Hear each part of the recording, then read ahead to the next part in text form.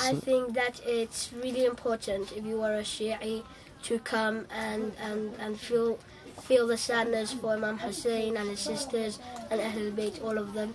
I think it's really important for every Muslim to come really and, you know, drop a tear, do some latam, beat their chest, even if they can even eat the food of Imam Hussein.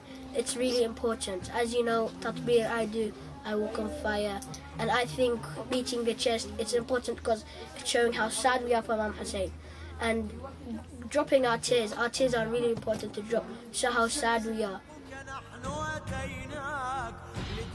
I think that every Shi'i should do something to send the message, okay? So that every Christian, Jews, Hinduism know the message of the Prophet Muhammad and the message of Allah.